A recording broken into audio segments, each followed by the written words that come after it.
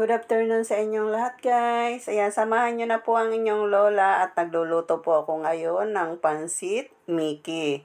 Or sa iba naman, ang tawag dito ay kantong sariwa. Ayan, guys, samahan nyo na ako sa aking pagluluto. Ayan, naigisa ko na nga pala ang ating lahat ng rekado at nailagay ko na rin po yung Mickey sariwa. Guys, sayang hindi ko na umpisahan i-video yung aking simula ng pagluluto dahil nga po ay nalubat yung aking sipi kaya nung nagkaroon pa lang ng charge saka pa lang ako nakapag-video uli. Ito nga pala guys yung mga rekado sa Mickey sariwa, yung karning manok, may sayote tayo, carrots, at saka celery. At meron din po tayong repolyo, pero hindi ko pa po naiilagay yung repolyo. Mamaya na lang po pag malapit nang maluto yung ating Mickey. Guys, binoise over ko na lang po kasi may tugtugan po dito sa kapitbahay namin. Ayan, ilagay ko na po yung repolyo at luto na po yung ating pansit Mickey.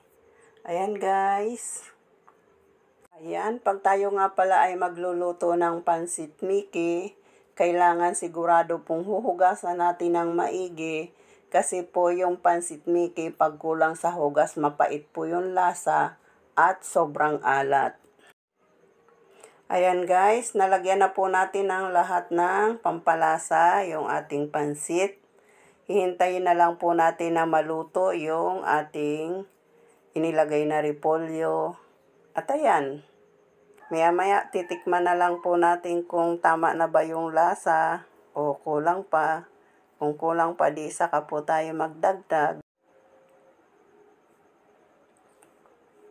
Alam nyo guys, ang hirap talaga mag-voice over. Hindi mo maibigay talaga yung tamang